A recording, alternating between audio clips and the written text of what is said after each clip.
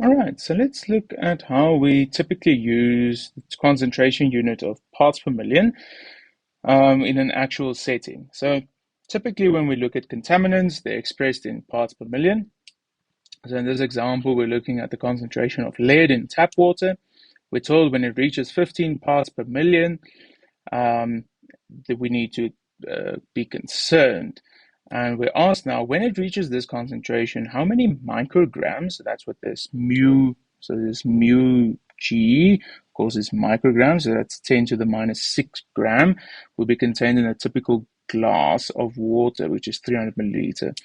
And then suppose the solution is diluted by a factor of 100, express the concentration of the diluted solution in parts per million. So um, essentially, one of the remedial steps that we can take is to dilute the solution then by 100, by a factor of 100, just to ensure that people don't ingest 15 parts per million, but they ingest a solution that is diluted by 100 times. So what will be the new concentration?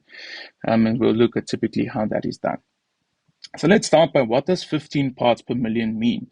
So 15 parts per million lead means that we have 15 milligram of lead per 1 kilogram of solution, right? So our next question is then, what is the mass of the solution? Then we can get the mass of lead. And we're told that, luckily, so we're told a typical glass of water, 300 milliliters. So we have to make one assumption. So assume this is at STP. So assume that you can use the density of water or the solution is 1 gram per milliliter. You can basically assume that the lead concentration is so low that the density will be essentially be the density of water. And so you don't have to do any adjustments for that, or it doesn't have to be given in the question. If it's not given in the question, you can assume the density is 1 gram per milliliter. Right, so that means the mass of the solution is going to be equal to the volume, which is 300 milliliter, multiplied by the density, which is 1 gram per milliliter. Will give you, shockingly, 0.300 kilogram of solution. Right, so that means the mass of lead is equal to, well, our parts per million concentration, so that's 15 milligram of lead, divided by 1 kilogram of solution, multiplied by 0.300 kilogram of solution, which we have. That's going to give us 4.5 milligram lead. So that's what pops out at you. And then from that, you should get, so that's milligram. So that is an order of 10 to the power 3 larger than microgram. So you should get 4.5 times 10 to the power 3 microgram of lead in 300 milliliters. So that's the current concentration of the lead in your tap water.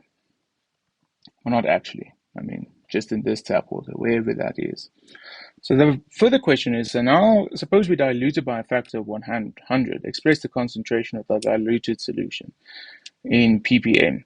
So because this basically just contains lead, you can immediately basically say, well, that should be 15 divided by 100 gives me 0.15. And when you'll be correct, it'd be 0.15 ppm. But the correct way to go about it is, because there may be questions or where it's not necessarily as straightforward as that. So what this dilution means is that a dilution of by 100 means that it is 1 part of the current solution and 99% water or other solvent of what it currently is. So that means 1 milliliter of current solution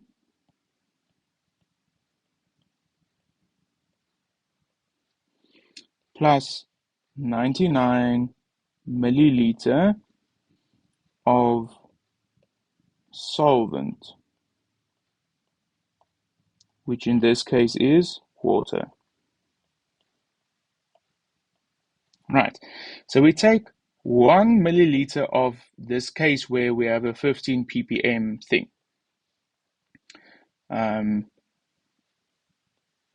We take 1 milliliter where the lead concentration is equal to 15 ppm. We add to that 99 milliliter of H2O.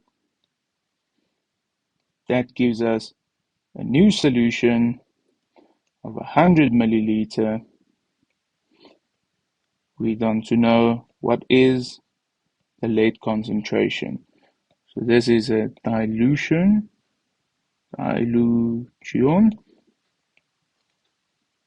and this is factor 100. Okay, if it was a factor of 1,000, you would have taken 1 milliliter and added 999. If it was a factor 10, you would have taken 1 milliliter and 9. You understand the concept, right? If it was a dilution by 2, you would have taken 1 and 1. Okay, so it's, if you read the question, dilution by 47, then it means you take 1, and then whatever the number was, you minus 1 from that, and then that's the amount of solvent that you take. So that's the idea of a dilution. So if we take 1 milliliter of solvent, of the solution, my apologies. If we take 1 milliliter of the solution, that means the mass of this solution is going to be equal to 1 milliliter. And remember, we said it's essentially the same as same density as water, so we can say 1 gram per milliliter. The mass of this solution is going to be 1 times 10 to the power minus 3 kilogram solution. So that's the mass here. That's this mass solution that we have. To this, we then will add 99 milliliter of water. But first, we want to know what mass of lead is present in this solution, or present in 1 mol. And this, of course, we then use, there's 15 milligram of lead present in 1 kilogram of this solution. We only take 1 times 10 to the minus 3 kilogram of this solution, which will leave us with 15 times 10 to the negative 3 milligram of lead. Okay. What do we do now? So we've taken a milliliter, we add 99 milliliter of water.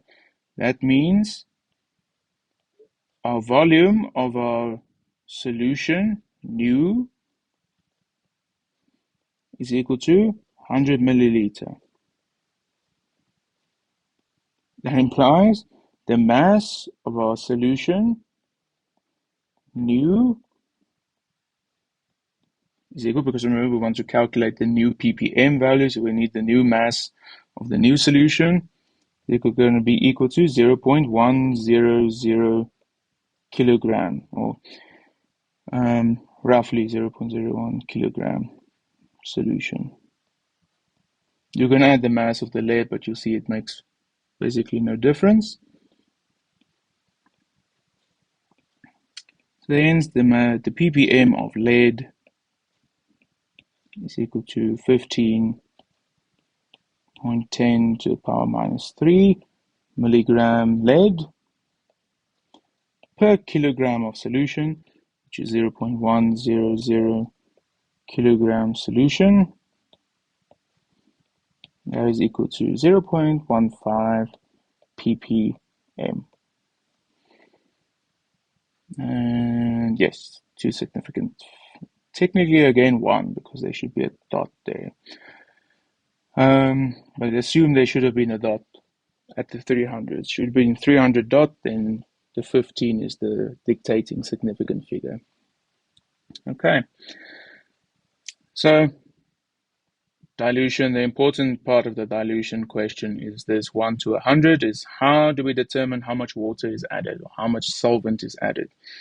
And it's essentially if it's 1 to 100 or dilution by a factor of 100, then it means you take 1 milliliter of the thing and 99 of the other thing. 1 to 10, you take 1 and 9 and so forth. Okay. I hope that assists you in dilutions and also further just again confirms the idea of parts per million. All right. Thank you for watching and I'll see you in the next video.